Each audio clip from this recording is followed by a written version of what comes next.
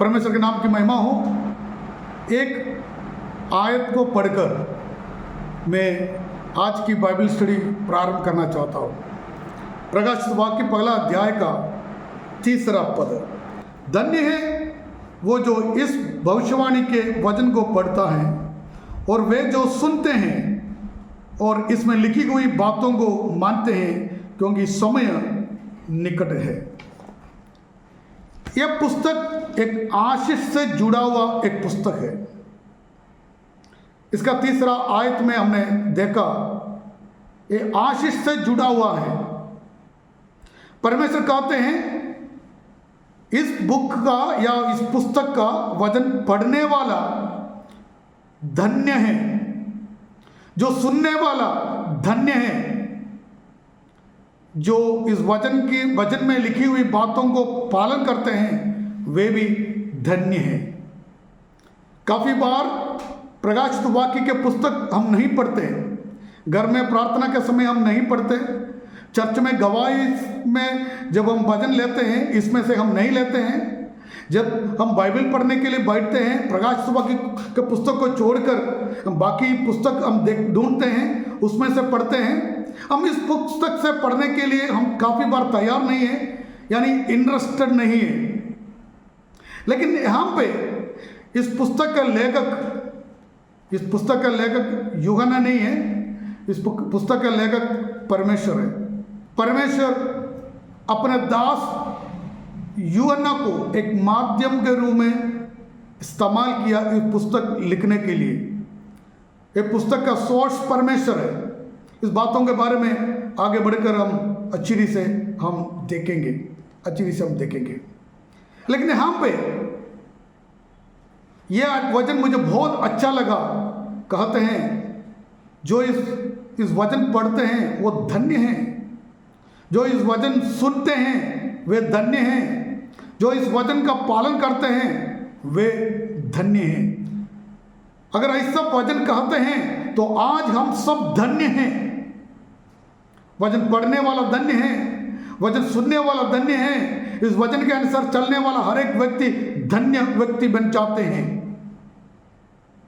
अगर हम पीछे मुड़कर देखते हैं तो इस प्रकार हमारा विचार आता है, मेरा विचार इस प्रकार आता है, कितना समय या काफी समय हमने इस आशीष को हमने खोया है, क्योंकि इस वचन पढ़ने के लिए हम तात्पर्य नहीं थे। हम हमारे घर में प्रार्थना में या व्यक्तिगत समय में इस वचन पढ़ने के लिए हम तैयार नहीं थे। इस वचन के अनुसार हम कितनी बार परमेश्वर का आशीष को हमने खोया है। आगे बढ़कर हम इस वचन के अनुसार जीने के लिए हम अपने आप को तैयार करेंगे। रोज इस वचन पढ़ने के लिए अपने आप को तैयार करेंगे। रोज इस वचन सुनने के लिए हम अपने आप को तैयार करेंगे। काफी लोग इच्छुक होते हैं इस वचन को सुनने के लिए। Praise the Lord. हम सोचते हैं वचन सुनने के लिए हमेशा कोई ना कोई प्रचार करना है। वचन सुनने के लिए प्रचार करने की जरूरत नहीं है, प्रचार सुनने का जरूरत भी नहीं है। वचन सुनने के लिए इस वचन को ऊंची आवाज में पढ़ना, तब आप वचन सुन सकते हैं। अपने आप वचन पढ़कर सुन सकते हैं। वो एक प्रचार सुनने से भी अधिक आशीष आपके जीवन में ला सकता है। हम इस वचन पे जाएंगे, इस पुस्तक में जाएंगे, प्रकाशित वाक्य। कुछ साल पहले जब मैं बिलाई शालेम कलीसिया में सेवकाई कर रहा था, लगभग 1-1.5 साल हमने लगा कि इस बुक को कंप्लीट करने के लिए प्रकाशित वाक्य पहला आयत से लेकर आखिरी आयत तक हमने वहाँ पे मनन किया या मेडिटेट किया। एक बाइबल स्टडी हमने वहाँ पे किया। Book of revelation is not hard to find. Book of revelation प्रकाशित वाक्य निकालने के लिए बहुत ईजी बुक है, क्योंकि ये सबसे आखिरी में पाए जाते हैं। अगर मैं आपसे यह कहूँ नहम्याह का पुस्तक निकालो या सफन्याह का पुस्तक निकालो, तो कुछ लोग इधर उधर ढूंढेंगे, कुछ लोग न्याय में ढूंढेंगे, कुछ लोग जो इंडेक्स में ढूंढेंगे कहाँ में, कुछ लोग पूछेंगे उसका पेज नंबर कौन सा है। लेकिन प्रकाशित वाक्य ढूंढने के लिए बहुत ईजी है, क्योंकि बाइबल का सबसे आखिरी पुस्तक प्रकाशित वाक्य है। 66th बुक ये है। मसीह के लोगों के बीच में काफ़ी लोग इस पुस्तक को रिजेक्ट करते हैं, इनकार करते हैं, क्योंकि काफ़ी लोग सोचते हैं ये बुक समझना बहुत मुश्किल है, हमारे लिए नामुमकिन है। सिर्फ मुश्किल नहीं है, कुछ लोग सोचते हैं ये नामुमकिन है, इसलिए हम उसको नहीं पढ़ते हैं। मेरा कहने का मतलब ये है, बाइबल का कोई भी पुस्तक सीखने में कोई प्रॉब्लम नहीं है। बाइबल का कोई भी पुस्तक सीखने में कोई प्रॉब्लम नहीं है। प्रकाशित वाक्य भी सीखने में कोई प्रॉब्लम नहीं है। अगर हम अपने आप को परमेश्वर का वचन सीखने के लिए समर्पण करते हुए प्रार्थना के साथ हम इस बुक को मनन करते हैं, पढ़ते हैं, तो हमें समझ में आएगा जरूर। प्रकाशित वाक्य का पुस्तक नया नियम का एक ही भविष्यवाणी का पुस्तक है, एक ही पुस्तक है जो भविष्यवाणी का पुस्तक। पुराना नियम में काफी पुस्तक भविष्यवाणी के ग्रुप में आते हैं, लेकिन नया नियम में एक ही पुस्तक है जो भविष्यवाणी में आते हैं, वो प्रकाशित वाक्य। पुराना नियम में 3 बुक, काफ़ी बुक हम प्रॉफेटिकल बुक्स कहते हैं, भविष्यवाणी की पुस्तक कहते हैं, लेकिन उसमें से काफ़ी बुक उस समय का भविष्यवाणी के बारे में कहते थे। उस समय इस्राएल लोगों के जीवन में क्या होगा, उनका नाश के बारे में, उनका वापसी आने के बारे में, उनके आशीष के बारे में भविष्यवक्ता के रूप द्वारा परमेश्वर ने भविष्यवाणी किया था। लेकिन उसमें से 3 बुक हमें मालूम है, दानियल का पुस्तक, एजेकियल का पुस्तक और जकरिया का पुस्तक। ये 3 पुस्तक आने वाले बातों के बारे में हमें सिखाते हैं, बताते हैं।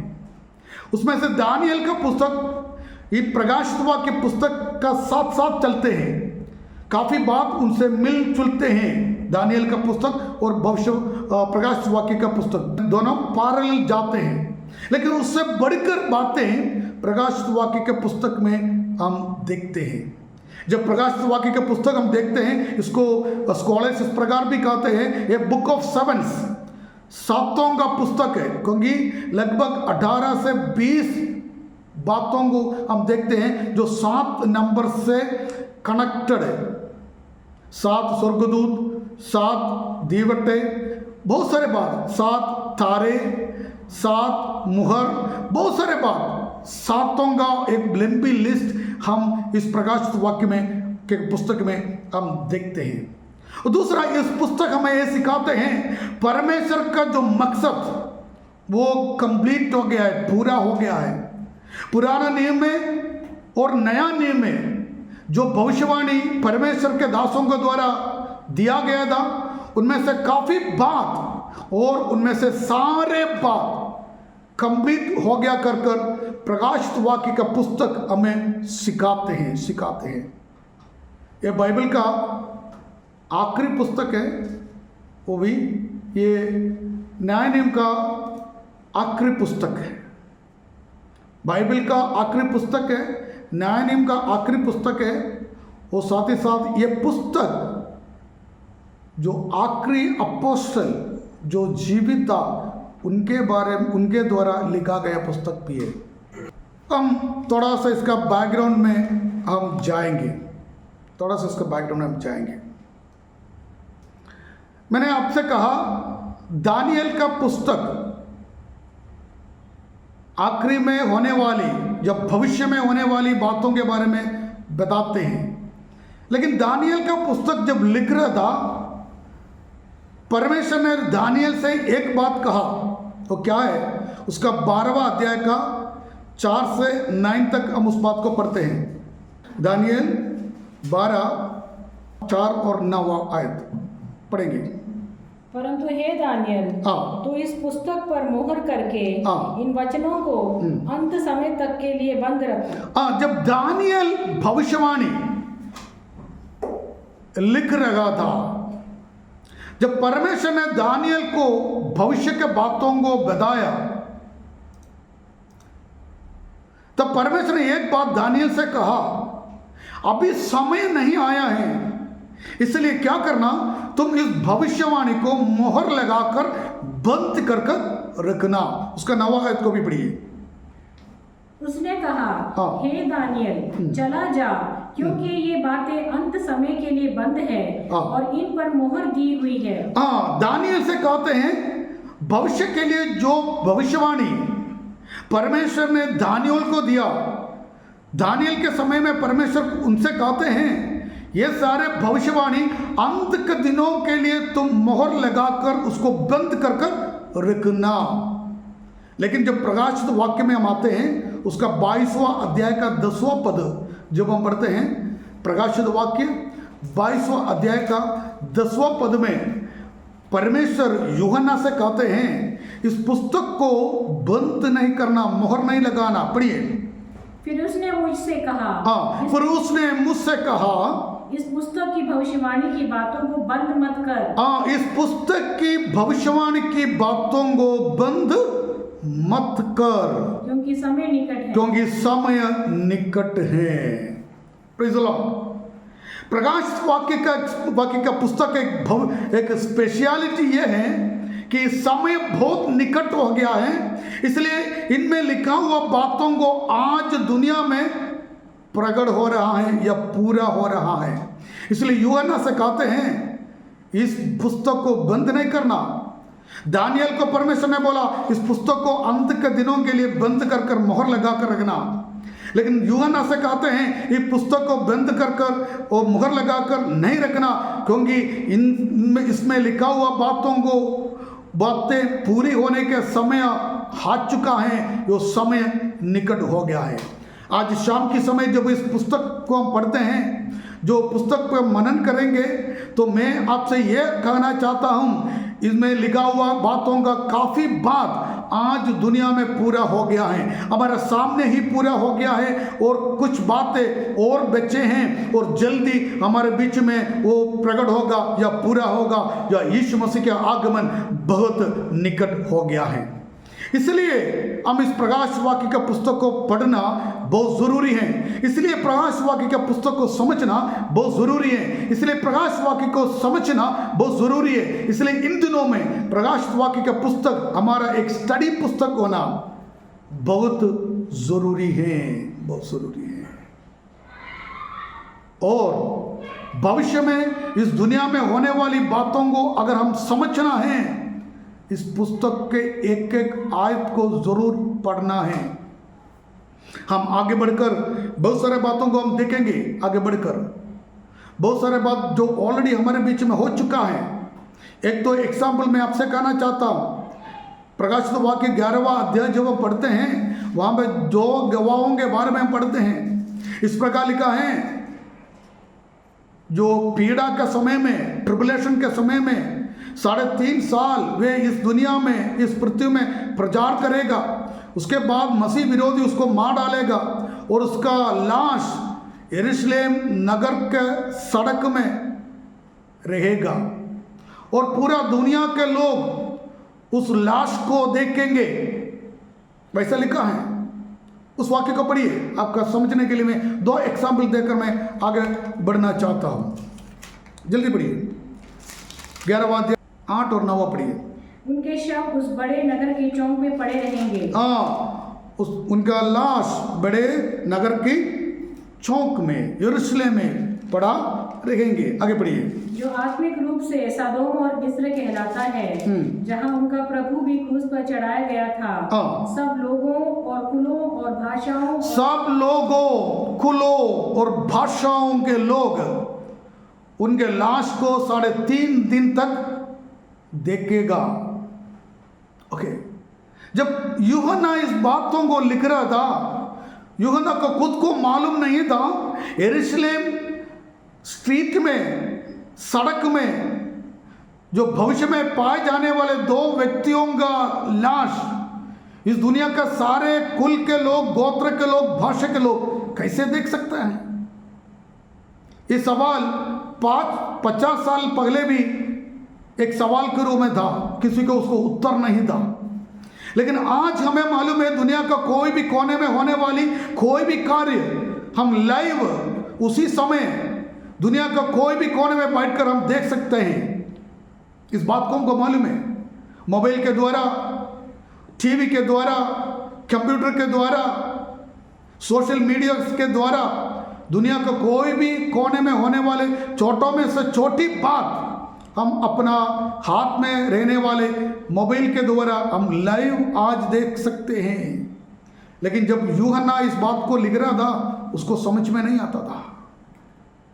जब 50 साल पहले लोग प्रचार कर रहे थे उनको यह बात समझ में नहीं आता था यरूशलेम में होने वाली बात कैसे हर एक कुल के लोग, गोत्र के लोग, भाषा के लोग देख सकते हैं।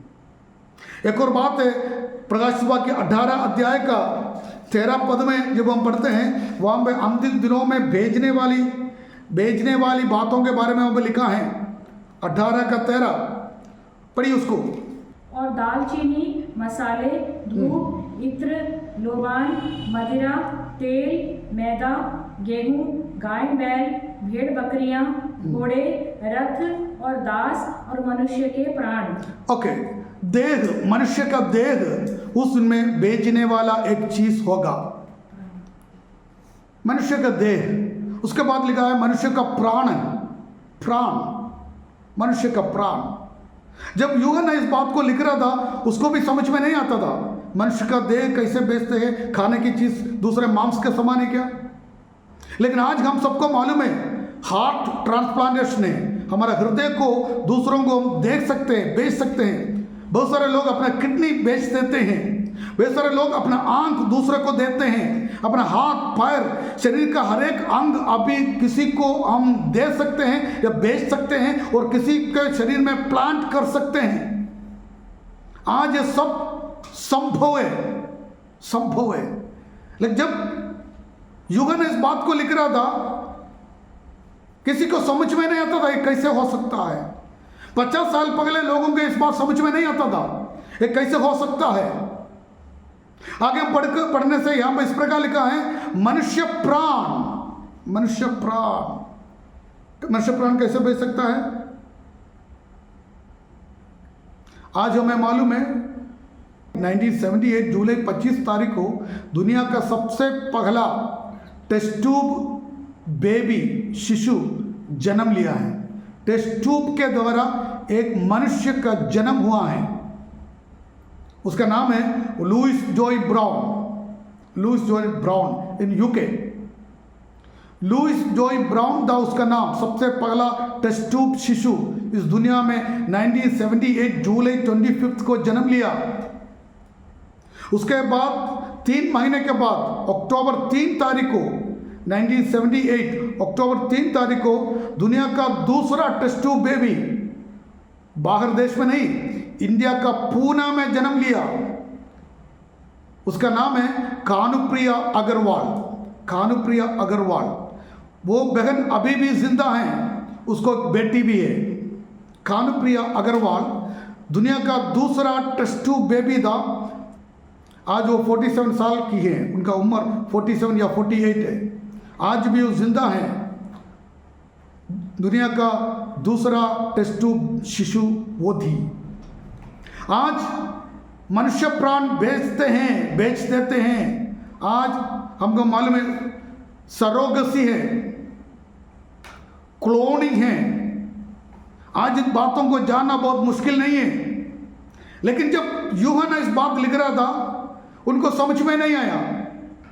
जो 50 साल पहले लोगों की इस बात समझ में नहीं आता था। मेरा कहने का मतलब यही है, ये दोनों एग्जाम्पल इसलिए मैंने बताया, यीशु मसीह कहते हैं समय बहुत निकट है। 2000 वर्ष पहले या 1900 साल पहले इस पुस्तक लिखा गया था। उससे बढ़कर आज परमेश्वर का आगमन बहुत निकट है, बहुत निकट है। आपको मालूम है सिर्फ हम नहीं है परमेश्वर के आगमन के लिए बाट जोते हुए रहने वाले लोग, उससे पहले भी लोग यीशु मसीह के आगमन के लिए बाट जोते रहते थे। हमें मालूम है प्रेरितों का पुस्तक जब हम पढ़ते हैं, पहली शताब्दी के विश्वासी लोग हमसे बढ़कर यीशु मसीह के आगमन के लिए बाट जोते रहते थे। वो इंतजार कर रहा था परमेश्वर यीशु मसीह के आगमन के लिए। हमसे बढ़कर हर दिन वो सोच रहे थे यीशु मसीह उन्हीं के समय में वापस आएगा। ये उनका मन में था, ये उनके मन में था। हमें मालूम है प्रेरितों की पुस्तक 4 अध्याय में हम इस बात को पढ़ते हैं, 4 का 32 to 35 में हम इस बात को पढ़ते हैं। पगला सदी के विश्वासी लोग, कलीसिया के विश्वासी लोग उनका सब कुछ उन्होंने बेचकर, धन संपत्ति भेजकर चेले लोगों के पाँव में रखा। उन्होंने सोचा कि यीशु मसीह का आगमन बहुत निकट है, इसलिए मुझे घर का जरूरत नहीं है, धन का जरूरत नहीं है, संपत्ति का जरूरत नहीं है। सब कुछ बेचकर, सब कुछ कॉमन, उन्होंने एक गिना कि सब कुछ कॉमन है, सब हमारा है, मेरा नहीं है, उनका नहीं है, वैसा कुछ नहीं है, ये सब हमारा है। इसलिए उन्होंने सब कुछ बेचकर चेले लोगों का पाँव में रखा और एक साथ रहकर यीशु मसीह के आगमन के लिए बाट जोते रहे। वो यीशु मसीह के लिए इंतजार कर रहे थे लगभग 2000 साल पहले, लगभग 2000 पहले। मेरा कहने का मतलब उससे बढ़कर आज यीशु मसीह का आगमन बहुत निकट है। इसलिए यीशु ने अपने चेले यूहन्ना से कहा, इस पुस्तक को मुहर नहीं लगाना, इसको बंद नहीं करना, क्योंकि इनमें लिखे हुए बातों का पूर्तिकरण बहुत जल्दी होने वाला है, यह संभव बहुत जल्दी होगा। आज शाम के समय मुझे सुनने वाले प्रिय लोगों, मैं आपसे यह बात कहना चाहता हूं, परमेश्वर यीशु मसीह का आगमन बहुत निकट है। यीशु मसीह का आगमन बहुत निकट है, इसलिए हम अपने आप को तैयार करना बहुत जरूरी है, बहुत जरूरी है, बहुत जरूरी है। इसलिए हम इस पुस्तक को पढ़ना भी बहुत जरूरी है। मैंने आपसे कहा यूहन्ना का द्वारा लिखा गया पुस्तक है। मैं इसके इंट्रोडक्शन में भी अभी तक नहीं गया, अब धीरे धीरे एक एक कार्यक्रम देख के हम जाएंगे। यूहन्ना ने 3 प्रकार का पुस्तक लिखा। सबसे पहले उन्होंने सुसमाचार लिखा, उसके बाद उन्होंने पत्रियां लिखा, 3 पत्रियां लिखा, उसके बाद उसने प्रकाश वाक्य का पुस्तक लिखा। 3 प्रकार का पुस्तक यूहन्ना ने लिखा। सबसे पहले उन्होंने सुसमाचार लिखा। सुसमाचार लिखने का कारण क्या था हम पढ़ेंगे यूहन्ना का पुस्तक, उसका 20वां अध्याय का 31 आयत में यूहन्ना इस प्रकार कहते हैं, मैंने इसलिए इस बातों को लिखा ताकि तुम यीशु मसीह पर विश्वास कर कर वो अनंत जीवन पाए। पढ़िए उस वाक्य को। परंतु ये इसलिए लिखे गए कि तुम विश्वास करो यीशु ही परमेश्वर का पुत्र मसीह है और विश्वास करके उसके नाम से जीवन पाओ। ओके, उसमें उसका नाम से अनंत जीवन पाओ, इंग्लिश में ऐसा लिखा है।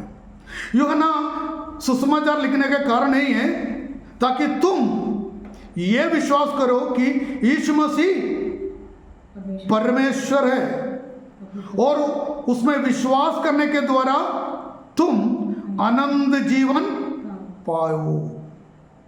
ये उसका मकसद था, उद्देश्य था, सुसमाचार लिखने का उद्देश्य। उसने 3 पत्रियां लिखा। पत्रियां लिखने का कारण क्या था, यह उद्देश्य क्या था? पहला यूहन्ना 5 का 13 में लिखा है, वो इसलिए लिखा है, वो आपसे और मुझसे ये कहना चाहते हैं हम परमेश्वर के लोग हैं, परमेश्वर से उद्धार पाए हुए लोग हैं, वो अनंत जीवन हमारा अंदर है। 3रा अध्याय में हम देखते हैं, इसलिए कहते हैं, इसलिए बच्चे पाप नहीं करना, उसका आगमन बहुत निकट है। हम अपने आप को तैयार करने के लिए हमारे अंदर जो अश्योरेंस, वो अश्योरेंस देने के लिए हम परमेश्वर के बच्चे हैं। 3रा अध्याय में लिखा है, देखो परमेश्वर ने हमें कितना प्रेम किया कि हम उसके बच्चे कहलाते हैं। हम परमेश्वर का संतान है, बच्चे हैं, हमारा अंदर उद्धार है, हम अनंत जीवन पाए हुए लोग हैं। ये उनको दृढ़ करने के लिए लिखा। इस प्रकार लिखते हैं पहला यूहन्ना 5 का 13। पढ़िए। मैंने तुम्हें जो परमेश्वर के पुत्र के नाम पर विश्वास करते हो इसलिए लिखा है कि, इसलिए लिखा है कि तुम जानो कि अनंत जीवन तुम्हारा है। तो जानो कि अनंत जीवन, हाँ, अलग अलग जगह में सदाओं के कारण पाए जाने वाले, पाए हुए लोगों को ये बताते हैं, कष्टदा अनुभव करने के समय में, सदाओं को सामना करने के समय में, परेशानी को सामना करने के समय में ये कहते हैं तुम इस बात को जान लो कि तुम अनंत जीवन तुम्हारा है, अनंत जीवन तुम पाए हैं। वो अश्योरेंस देने के लिए लिखे हैं। और प्रकाशित वाक्य किस लिए लिखा है? प्रकाशित वाक्य यूहन्ना ने इसीलिए लिखा है, हम उसकी आगमन की बाट जोते रहने के लिए, हम अपने आप को परमेश्वर के आगमन के लिए तैयार करने के लिए, रेडी करने के लिए, रेडी होकर उसके आगमन के लिए बाट जोते रहने के लिए प्रकाशित वाक्य पुस्तक यूहन्ना के द्वारा हमें मिला है। एक, हमें यह सिखाने के लिए यीशु मसीह परमेश्वर है और उस पर विश्वास करने के द्वारा हम अनंत जीवन पाने के लिए लिखा है। दूसरा इसलिए लिखा है हमें ये यकीन करने के लिए हम परमेश्वर का संतान हैं, हम परमेश्वर का पवित्र लोग हैं, पाप नहीं करना, पवित्रता में जीना, क्योंकि अनंत जीवन हमारा है, हमारा अंदर अनंत जीवन है, ये अश्योरेंस देने के लिए लिखा है। तीसरा पुस्तक इसलिए लिखा है हम परमेश्वर यीशु मसीह का दूसरा आगमन के लिए बाट जोते हुए, हम तैयार होते हुए, रेडी होते हुए, हर दिन हर पल रहने के लिए हमारे लिए प्रकाशित वाक्य यूहन्ना के द्वारा लिखा गया है। Praise the Lord. मैं आगे बढ़ना चाहता हूं। अगर आप में से किसी को कुछ डाउट है, आखिरी में मैं आपको 5-10 मिनट दे दूंगा। अगर इस क्लास के बारे में आप में से किसी को कुछ डाउट है, आपको पूछने के लिए आखिरी में 5-10 मिनट में आपको दे दूंगा। Praise the Lord. अब इसका ऑथरशिप के बारे में हम देखेंगे। लेखक कौन है? पहला आयत में लिखा है, ये यूहन्ना के द्वारा लिखा गया है, लेकिन ये भविष्यवाणी परमेश्वर का है। भविष्यवाणी परमेश्वर का है। पहला आयत क्या पढ़ते हैं? पहला आयत में हम क्या पढ़ते हैं? पढ़िए। यीशु मसीह का प्रकाशित वाक्य जो उसे परमेश्वर ने इसलिए दिया कि ओके, यीशु मसीह का प्रकाशित वाक्य, यीशु मसीह का प्रकाशित वाक्य जो उसे परमेश्वर ने दिया। यीशु मसीह का प्रकाशन है या भविष्यवाणी यूहन्ना का नहीं है, भविष्यवाणी यीशु मसीह को दिया गया है। किसने दिया है? परमेश्वर ने दिया है। ओके, ये परमेश्वर का भविष्यवाणी है। वो परमेश्वर ने यीशु मसीह को प्रकट किया, यीशु मसीह को प्रकट किया। और दूसरा भाषा में हम कहते हैं ये परमेश्वर का भविष्यवाणी है। किसके बारे में? यीशु मसीह के बारे में परमेश्वर का भविष्यवाणी है। ओके, यीशु मसीह आने वाले दिनों में इस दुनिया में क्या करने वाला है, किस प्रकार प्रकट होने वाला है, इन सारे बातों का एक भविष्यवाणी परमेश्वर ने यीशु मसीह के बारे जो भविष्यवाणी यूहन्ना को दिया। Praise the Lord. और उसके बीच में एक और एजेंट है, इस प्रकार लिखा है, ये यीशु मसीह का भविष्यवाणी परमेश्वर पिता ने यीशु मसीह को दिया। यीशु मसीह वो स्वर्गदूत के द्वारा यूहन्ना तक पहुंचाया। वो वाक्य पूरा पढ़िए। पहला आयत, यीशु मसीह का प्रकाशित वाक्य जो उसे परमेश्वर ने इसलिए दिया कि अपने दासों को वे बातें जिनका शीघ्र होना अवश्य है दिखाए। और उसने अपने स्वर्गदूत को भेजकर उसके द्वारा अपने दास यूहन्ना को बताया। ओके, अब देखना इस भविष्यवाणी में कौन कौन इन्वॉल्व है। परमेश्वर पिता का भविष्यवाणी है। परमेश्वर पिता और पुत्र को दिया, पुत्र और दूत के द्वारा, स्वर्गदूत के द्वारा यूहन्ना को प्रकट किया या पहुंचाया। आखिरी में भविष्यवाणी यूहन्ना का नहीं है, भविष्यवाणी परमेश्वर का है। भविष्यवाणी यीशु मसीह का है। भविष्यवाणी परमेश्वर ने स्वर्गदूत के द्वारा यूहन्ना को दिया है, जो पहुंचा है। ओके, इस भविष्यवाणी लिखने के समय में अब मैं मालूम है यूहन्ना एफेसुस में नहीं था। यूहन्ना के बारे में एक और बात मैं कहना चाहता हूँ। यूहन्ना यीशु मसीह का 12 चेलों से एक चेला था और यूहन्ना यीशु मसीह प्यार किया हुआ, प्रेम किया हुआ एक विशेष चेला था। बाइबल में हम देखते हैं यूहन्ना यीशु के छाती में अपना सिर रखते हुए हम देखते हैं। और यीशु मसीह यूहन्ना को हम देखते हैं जब यीशु मसीह को क्रूस पर चढ़ाया गया था, वहाँ पे एक ही चेले वहाँ पे उपस्थित था, वो यूहन्ना था, जिसको यीशु मसीह ने कहा ये तेरा मादा है, उसको देखभाल करना। बाइबल में पढ़ते हैं यूहन्ना का एक भाई था, उसका नाम है जेम्स या याकूब। हम प्रेरितों का पुस्तक 12वां अध्याय में उसके बारे में हम देखते हैं, हेरोदास ने उसको मार डाला। हम जानते हैं यूहन्ना का मादा ने एक बार यीशु मसीह के पास आकर बोला, जब तुम राजा होकर राज्य करोगे, मेरा एक बेटा को दाहिने हाथ पर और दूसरे बेटे को बाएं हाथ पर बिठाना। वही यूहन्ना है, ये जो यूहन्ना है जिन्होंने यीशु मसीह को रूपांतर होकर अपने आंखों से देखा है, वही यूहन्ना है। यूहन्ना अभी कहाँ पर है? बाइबल हमें बताते हैं, इस प्रकार बताते हैं, यूहन्ना अभी पत्मोस टापू में है। बाइबल में हम इस बात को हम पढ़ते हैं। 9वां आयत को पढ़िए, उसका 9वां आयत। मैं यूहन्ना जो तुम्हारा भाई और यीशु के क्लेश और राज्य और धीरज में तुम्हारा सहभागी हूँ, परमेश्वर के वचन और यीशु की गवाही के कारण पत्मोस नामक टापू में था। ओके, यूहन्ना एफेसोस में एक पास्टर था, लेकिन वहां पे लिखा है यीशु मसीह के वचन के निमित्त, राइट? वो क्या हुआ? गवाही के कारण, ये परमेश्वर के वचन और गवाह बनने के कारण अभी पत्मोस टापू में है। पत्मोस नामक एक टापू में है। वहाँ पे किस प्रकार पहुंचा हमें मालूम है। इतिहास में चेले लोगों के समय में चेले लोगों को विरोध किया हुआ सबसे बड़े 2 सम्राट थे, रोमन सम्राट सीसर, एक नीरो है। नीरो के द्वारा पौलुस को मार डाल दिया गया। काफ़ी चेले लोग नीरो के द्वारा मर गए थे, वो मार डाल दिया गया था।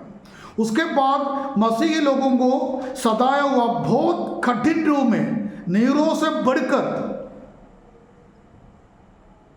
मसीही लोगों को सताया हुआ एक सम्राट का नाम है डोमिशियन, सीसर डोमिशियन। यूहन्ना डोमिशियन के समय में एफेसोस में एक पास्टर था। अपना गवाह के द्वारा कारण और वचन के लिए खड़े होने के कारण मसीह विरोधी डोमिशियन उसका सताना शुरू किया। इतिहास इस प्रकार कहते हैं, यूहन्ना को पहले उबले हुए तेल में उसने डाला, लेकिन उसका शरीर में कुछ नहीं हुआ, उसका बाल तक नष्ट नहीं हुआ।